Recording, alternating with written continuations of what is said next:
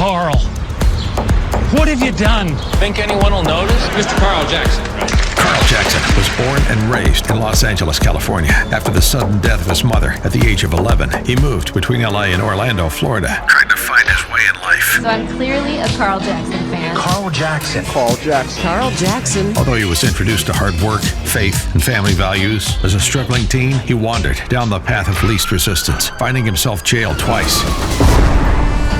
By the grace of God, he attended an evangelical church and found that there was a better way and accepted Jesus Christ as his Savior. There's just no fake stuff about Carl Jackson. Now, on the Salem Podcast Network, Carl has launched on a journey to help people of all races and backgrounds to discover facts of America's true past, as well as realize the benefits of utilizing their God-given gifts and talents, which far outweigh any benefit from a government subsidy or program. Real dangerous out here. Let's roll, Carl. Get going fast! Redeemed, rehabilitated, and real entertaining. This is the Carl Jackson Podcast. All right, welcome to the Carl Jackson Podcast. My guest today is Zack Smith, a legal fellow at the Me Center at the Heritage Foundation. Zack, welcome to the program. I appreciate you joining us today. Of course. Well, thank you so much for having me on, Carl. I'm excited to be here. Thank you, Zack. And listen, guys, this stuff happens off camera sometimes, so we just had a heck of a time getting up. So I appreciate your patience. Of course. Patience, Zack. No one wants to know the dirty details, but I think that kind of makes podcasting fun. I think that's what makes radio fun as well. But the reason why I'm happy to have Zack on today, Zack, you're a fine. I'll be honest with you. I had not heard of you until yesterday when my producer, Tony Matos, sent an article to me. And he said, you got to read this. And honestly, the name of the article, it's on heritage.org. It's not just rising crime. Rogue prosecutors are a huge problem. And I know that that's the case. And we've heard the stories. We've seen the headlines. But I really appreciate, and we'll post this column up as well on my Facebook, Twitter, and Parler at Carl Jackson Show on Twitter and Parler. We'll post this up so you guys can read it. But you make things very, very clear. And after reading your column, Zack, I got to be completely honest with you. I'm very concerned at rising crime because based upon what you're sharing, I know that crime is going to spread. Let's just start with this first paragraph. Just your first paragraph. I had all types of takeaways. So this is absolutely insane. But you start out with the backing of a few left-leaning liberal billionaires. Rogue prosecutors are usurping the role of state legislatures, refusing to prosecute entire categories of crimes they simply disagree with, coddling criminals and forgetting victims and their families in the process. So there is a lot right away in that first paragraph. One, the goal of the billionaires. I don't necessarily expect you to speculate, but you can if you like. I just think they're evil and perhaps bored. But do you really believe these prosecutors, and we'll get into this guy Gascon in LA, because what he did right off the bat is just totally insane to me. But do these prosecutors really buy into this stuff? Is this something they've learned in left-wing academia or bought into, been brainwashed? Why do you suspect there are people like Gascon that exist? Well, thank you for having me on, Carl, because this is an important issue. It's one that's affecting literally millions of lives every day who have to live in the cities where these rogue prosecutors are in power. And look, as far as motivation, unfortunately, these left-wing billionaires, which includes George Soros, it includes Brian Moskowitz, his wife, Carrie Tuna. Brian made his money with Facebook. They bought into this idea that our criminal justice system is systemically racist, that we have a mass incarceration problem, and that the answer to these supposed problems is to prosecute fewer crimes. Now, the problem is, if you think that something shouldn't be a crime, that it shouldn't be prosecuted, the appropriate way to change that is to go to your state's legislature, get them to pass a new law, making whatever action you don't think should be prosecuted not a criminal offense, and then have it enforced appropriately. But the fact is, that's a very time-consuming, it's very difficult, it's a very expensive process that would have to be repeated in nearly every state around the country. And so what these liberal billionaires figured out is that they can get more bang for their buck and essentially short circuit the system by getting these rogue district attorneys elected and have the same outcome essentially as if the legislature had passed a new law without actually doing that. Because if the prosecutors are not going to enforce the laws on the books, the police officers in many cases stop making arrests for that offense since they know it won't be prosecuted, and it essentially becomes legalized through attrition. That's a very dangerous process to follow. As I mentioned in the article, I think that violates the separation of powers in many states. It usurps the role of the state legislatures.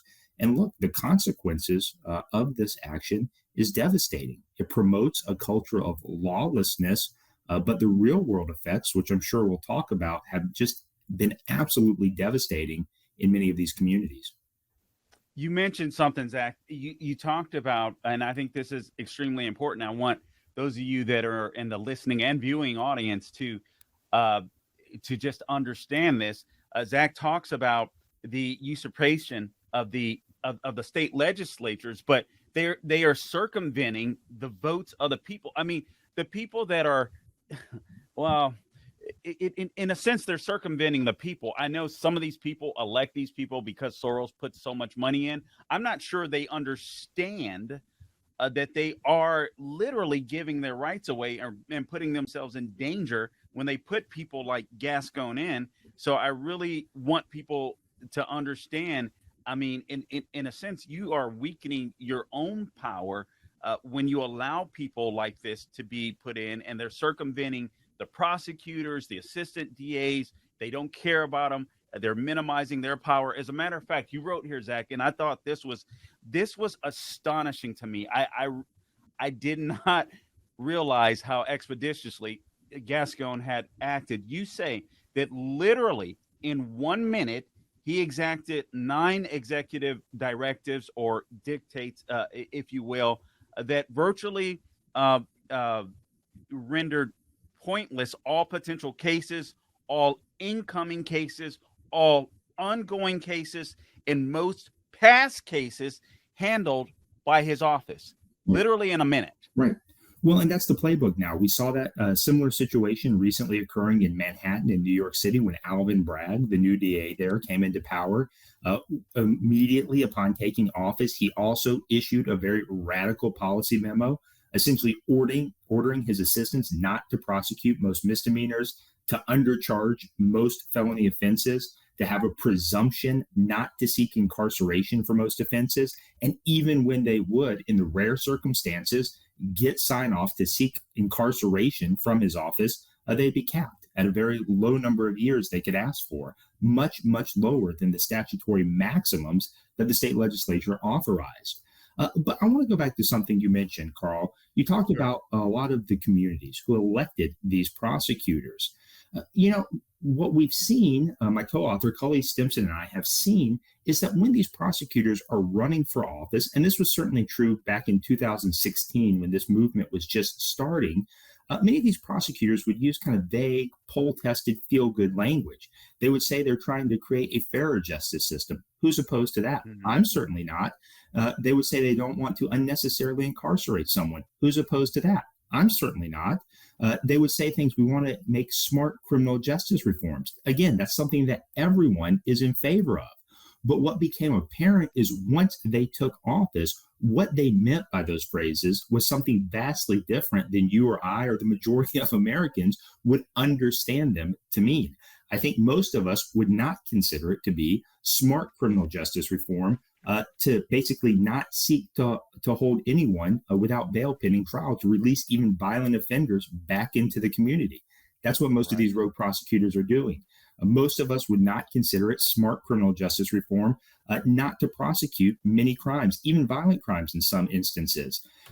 Carl, what was particularly shocking is Rachel Rollins, who is the Suffolk County District Attorney up in Boston. She actually put out a list of 15 crimes you could commit in Boston that she would not prosecute you for. You have got to be kidding me. I'm not. But to tell you just how radical this is, based on the plain language of her list of 15 crimes, someone could break into your home, be in possession of cocaine, and then resist arrest when the police showed up, and she wouldn't prosecute you for any of those crimes as long as you said you broke into the home initially to seek shelter or food or get out of the Oh cold. my God. Um, and Oh my God. I hate to say it, I hate to sound the alarm of doom and gloom, but do you know what her reward was for her radical positions, Carl? The Biden administration actually elevated her to be the chief federal law enforcement officer in Massachusetts. So she is now the U.S. attorney for the entire state of Massachusetts, charged with enforcing federal laws in that state, which, by the way, include things like immigration offenses, include things like drug offenses, include things like gun offenses, something that she had pledged to, quote, go to war with the previous U.S. attorney under the Trump administration. So this is a very radical movement, and one, again, that is just having devastating effects in their communities. Basically, what you're sharing with me, Zach, is no one is safe. It doesn't matter what your income level is. Obviously, initially, the people that are going to be disproportionately affected by crime are people that live in major cities, oftentimes, minorities, blacks, Latinos, so on, 100%. etc. But anyone that lives in the nearby vicinity, even if you somewhat escape the hood, if you will, you're going to be impacted by this. So crime is essentially coming to a place near you with district attorneys like this that exist. This is absolutely insane. Well, one of the hallmarks of this rogue prosecutor movement, Carl, is they really coddle the criminals and completely forget about the victims.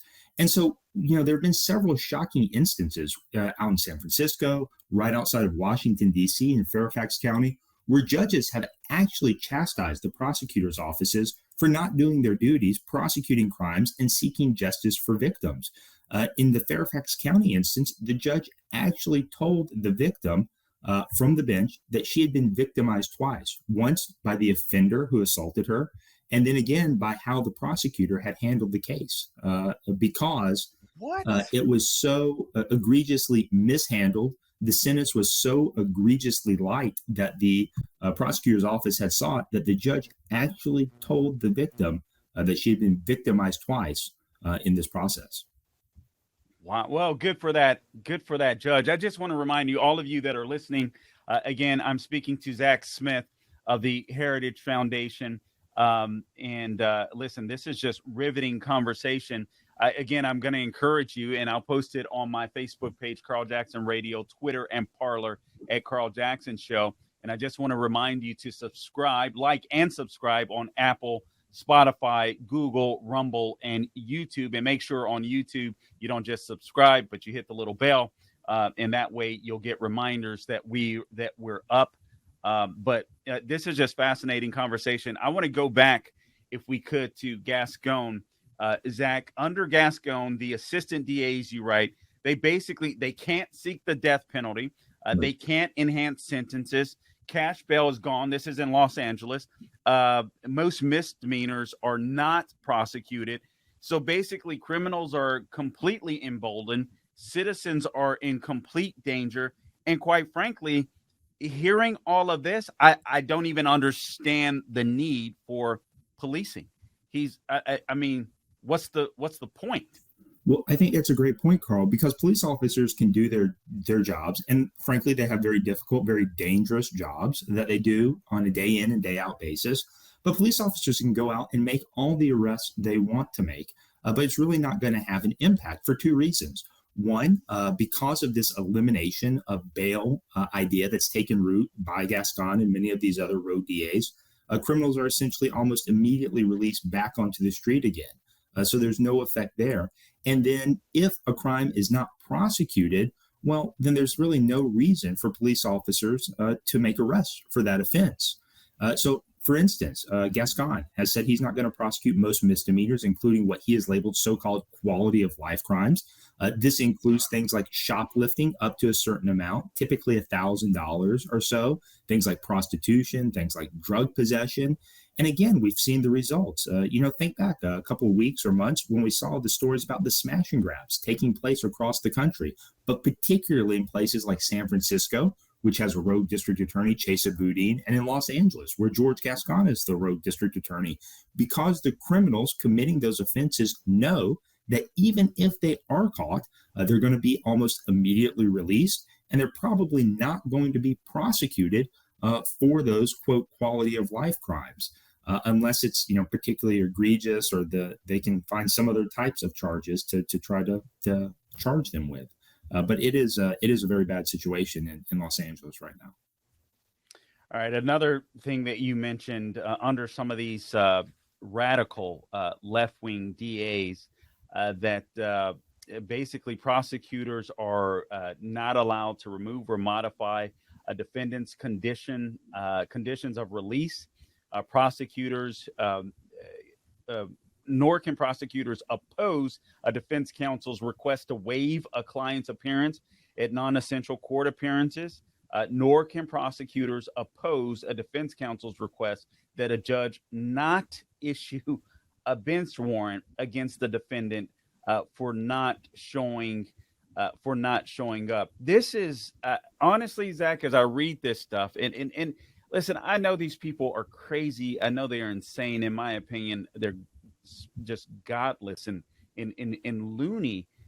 But I'm surprised that we're not seeing more people rise up against these people.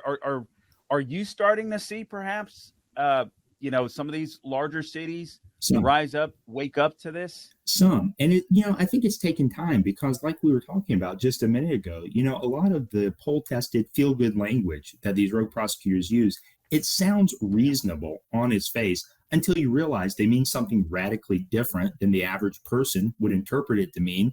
And folks in these cities start seeing the harmful effects of these policies. So there is good news on a couple of fronts. In San Francisco, where Chesa Boudin is the rogue district attorney there, the citizens of San Francisco, which you and I know is by no means a conservative bastion, actually instituted a recall election against him. So he's going to face a recall election in June of this year. There's a similar effort underway to recall Gascon in Los Angeles. And then in New York City with Alvin Bragg, the Manhattan DA, we saw the newly appointed police commissioner there, who was appointed by the Democratic mayor, Eric Adams, actually pushing back against Alvin Bragg's policies, saying that they put her officers in danger. We saw New York's Democratic governor coming out saying that she met with Alvin Bragg, reminding him that she had the authority to remove him from office if he wouldn't do his job.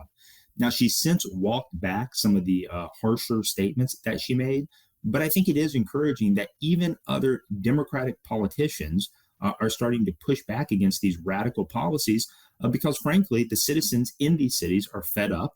They understand what their day-to-day lives are like. They understand the effects of this increase in crime, particularly the increase in violent crime, because, frankly, average everyday citizens, we don't have the luxury of a taxpayer-funded security detail like many of these DAs have. I was just going to ask you if there was any type of recourse in order to pull these people from office. You mentioned that. What about Mayor Eric Adams? Could he cancel this guy in New York? Is it a waste of time for him to sit here and deal with that guy? Does he even have the authority to do so? Do the assistant DAs have any recourse against these guys that come in and just basically take all the power from them? Well, it's really going to be different in every state. It's going to be a function of that state's laws. So in some places, like Los Angeles, the assistant district attorneys have civil service protection. They can't just be fired at will by George Gascon. So we've seen some particularly aggressive pushback from the ADAs in LA. They actually filed a lawsuit against George Gascon, saying that what he was asking them to do violated their ethical duties as attorneys and violated their ethical duties as officers of the court. And so that was encouraging to see that. In California, there is the recall election mechanism that we've seen voters taking advantage of. And then in New York, again, the governor says that she has the authority to remove officials who are not performing their duties. So the exact mechanisms will vary from state to state. But I think what's important is, and what I would really encourage citizens to do, is to get involved. Pay attention to who is running for office. Even if they use these feel-good platitudes, understand what they mean by that. And then I'd also encourage the mayors in cities across the country to encourage their police officers to continue making arrests for these crimes, even if they ultimately won't be prosecuted. And the reason I say that is, one, it provides a record so that you can see these individuals have been arrested before. And then it also makes clear who is not doing their job. Because one of the things we've seen in many of these cities is prosecutors say, look, crime, particularly these certain categories of crime that we said we're not going to prosecute, it's actually going down. Our approach is working. Well, what's actually happening is the police officers aren't making arrests for those crimes anymore because they know the DA's offices aren't going to prosecute them. Zach, if I could just interrupt for a sec, because this is, and don't lose your train of thought, please, but this is such a great point. I mean, literally, before you mentioned that, I was going to ask you, obviously the incentive for cops to arrest people is just pretty much a shot. We see the Ferguson effect and so on, et cetera. But you make the case, and it's a good point.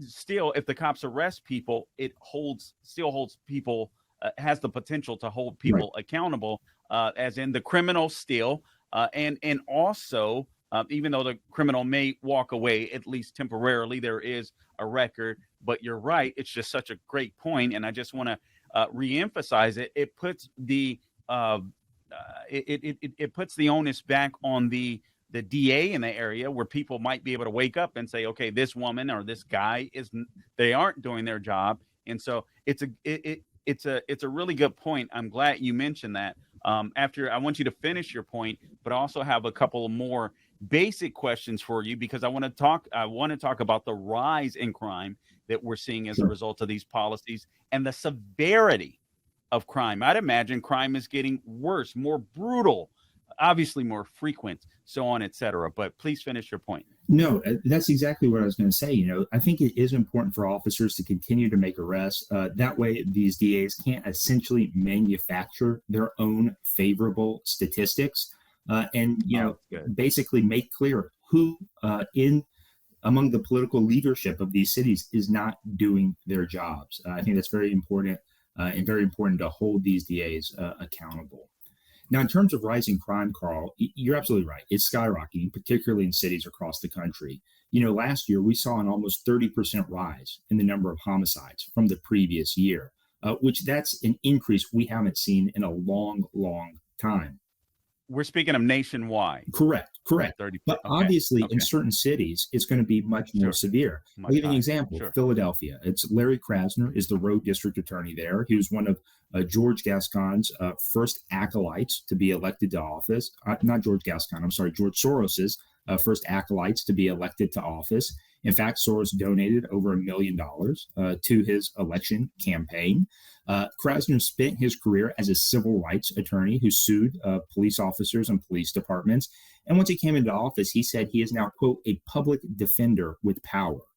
Now, that's not the role of the prosecutor. Public defenders have a very important role to play in our system of government. I have great respect for defense attorneys who protect our constitutional rights. But that's not the role of a prosecutor. They play distinct roles in our criminal justice system. So in Philadelphia, they broke their all-time record high number of murders last year. We're not talking in terms of the population of the city. We're talking in hard all-time numbers. It was over 560 murders in Philadelphia last year. And the really troubling thing, Carl, is they're already outpacing their statistics for this year, for 2022. So if the current trends hold, they will again set an all-time record for the number of murders in their city this year. That is so scary, and I feel so sorry. Honestly, a lot of minorities are being duped in. You're right. They're listening to this flowery flower. I can't even say the word right now. They're listening to this soft language, if you will, and maybe buying into this nonsense. And then you have the Democrat Party. You have these radical, globalist billionaires that I really don't understand what they get out of this, which to me just makes this pure and simply evil. But obviously, the people that are going to be hurt, and we alluded to this earlier, it's going to be minorities. overwhelmingly it's going to be blacks. It's going to be Latinos. We've seen the rise in crime amongst, against Asians. We've seen the rise in crime against Jews. I mean, it's amazing to me. The very people that the left and these Democrats claim they want to help are the people whose lives they're destroying. And I'm a little frustrated, honestly, being black, with the black community, that there isn't more pushback and it's not happening even quicker. It's just insane to me. Well, that's absolutely right, Carl. I mean, you hit the nail absolutely on the head. That is the sick irony of this entire movement. These policies are being promoted as trying to undo systemic racism in our criminal justice system, as trying to better help Black members of our community, minority members of our community. And you are absolutely right that those are the very individuals who suffer the most when crime, particularly violent crime, increases. And I encourage you, and I encourage all of your listeners, go look at the crime statistics for cities like Chicago, for cities like Philadelphia, and you will see that the overwhelming majority of shooting victims, of homicide victims, are Black and minority members of those communities. So it is absolutely true that those community members suffer the most when crime increases. Is there a particular, last question for you here, Zach, is there a particular crime story perhaps that may stick out to you that you've read about, that you've heard about, seen, or what have you, as a direct result of a DA allowing someone to basically walk, a criminal to walk, that should have never been released or given bail, so on, etc.? How much time do you have, Carl? Because that's how, unfortunately, that's how much. Give me a few. How many? I'll be honest with you, Zach. I want the audience to be scared. I want the audience to be concerned, because this is coming to a city near you. So I'll hit on three very quickly. One comes from Philadelphia, okay. Larry Krasner. Basically, he didn't seek a warrant for someone when he should have. Someone was out with pending charges, and he ended up killing a police officer while he had charges pending and really should have been in jail. Then don't forget John Chisholm, the Milwaukee DA, the road district attorney there. If you think back to the tragedy right before Christmas when a man plowed through a crowd and killed multiple individuals at the Christmas parade. Waukesha massacre. Yep, that's exactly. That man was out. He should have been detained. A warrant should have been sought for his arrest. He could have been detained. Chisholm did not do it. And what's really chilling about that particular case is if you look back and look at John Chisholm's previous statements, he actually said several years ago that is someone going to get hurt? Is someone going to get killed as a result of these policies? Yes, absolutely. You can count on it. It's going to happen. That's a chilling statement when you read it and particularly know what ended up happening as a result of it. And then the one that I find really troubling is out of Los Angeles, George Gascon. One of the things that George Gascon now prohibits his deputies from doing is opposing parole, opposing release for inmates who are up for parole. And he won't send his ADAs to go there and oppose parole. So what this means as a practical matter is that victims' families are left to fend for themselves at these parole hearings. And here's a horrifying story. A man is in prison in California. He was part of a gang. He murdered a young man. And actually, the young man who was murdered, he was stripped naked, beaten, dragged through the streets, just brutalized in unimaginable ways. Well, what George Gascon's office did, since they weren't going to send an ADA to oppose parole, they just forwarded the entire case file to the victim's mother and said, here you go, if you want to go. Well, guess what was in the case file, Carl? It had the police reports. It had the autopsy photos. It had the crime scene photos of her son, her son's lifeless body after it had been brutalized.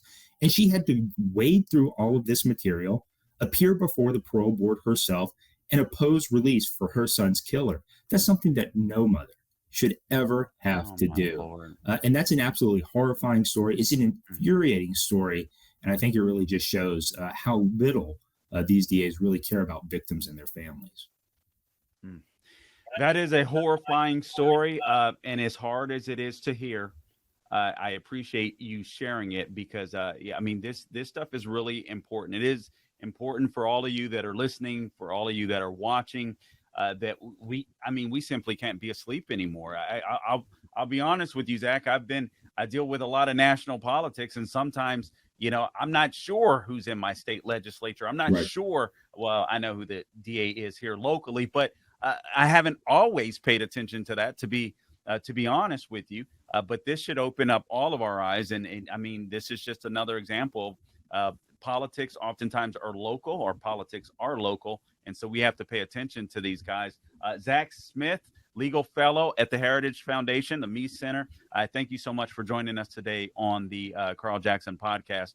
This has been eye-opening. I look forward to having you back, as well as on my radio show, and when I fill in for some of the national hosts. I think you're going to be an asset to, or actually you already are, because you've already put in the work here. But it's the first time I'm hearing about you, Zack. And I tell you what, I love what you have to bring. So God bless you. Keep doing what you're doing, and I look forward to having you back. Well, thank you so much for having me on, Carl. This has been great. I look forward to coming back. All right. Thank you, sir. You have a good one. Thank you. You as well. All right, guys, you have been listening to the Carl Jackson podcast, and I just want to remind you again to please subscribe on Apple, Spotify, Google, YouTube, and Rumble. And again, click that bell on YouTube. Follow me on Facebook, Carl Jackson Radio, Twitter at Carl Jackson Show, Parler at Carl Jackson Show as well. I almost forgot that there, Gabe. You were going to have to send out a flag. All these places. But anyway, listen, I appreciate you guys being out there. We intend to do more long form interviews like this. I'm going to be bringing you, I think, a lot of stories that matter to you, that are going to hit home to you, whether it's what's happening with the government overreach with COVID, what's happening with crime, how inflation, or Biden-inflation, as I call it, is impacting you, and it is going to impact your pocketbook. One of the things that I am so thankful for, I know it was, despite the fact that however you feel about the election last year of 2020, what's been clarifying, and I think good, is Trump exposed who the left is. They are coming out the woodwork. They can't hide anymore what they believe. You heard Zack Smith talk about the flowery. I can't get that word out today. I think that's Gabe's fault. But the flowery language that these DAs will often use is when they're running for office. But this is what the entire Democrat Party does today. They speak in these broad, sweeping generalities. They use this nice language. They use this language that you buy into. But if you don't pay attention to the data, if you don't pay attention to what's happening in your own community, you're going to get bit by these left-wing policies. And so I'm so thankful that President Trump, regardless of what you think about him, he exposed the left for who they are. And quite frankly, if we're being honest, he exposed many of the Republican politicians for who they really are. There's this book out, Red Handed, by Peter Schweitzer. I encourage you to get it. I encourage you to get it because it exposes all of these people that are on the dole for China or just corrupted in one way or the other. And we need to kick a lot of these people out of office. We really do. So anyway, I appreciate this information that Zack Smith, again, of the Heritage Foundation, brought to us. I will post up this column that he's written on Facebook and Twitter, at Carl Jackson Show, Parler at Carl Jackson Show. I really want to build up my Parler account. My face isn't on there yet. I promise I'll get that on there. That is me. But Parler at Carl Jackson, Facebook, Carl Jackson Radio. And guys, don't just like the pages. Please share the pages. The big tech oligarchs are working against conservatives like myself. And it's going to take all of us on board in order to get our message out. All right, guys. So that'll wrap up the podcast for today. Again, Apple, Spotify, Google, Rumble, YouTube. Please like, please subscribe, please share. Thank you for being in the listening audience. And until next time, don't grow weary doing good, and God bless you.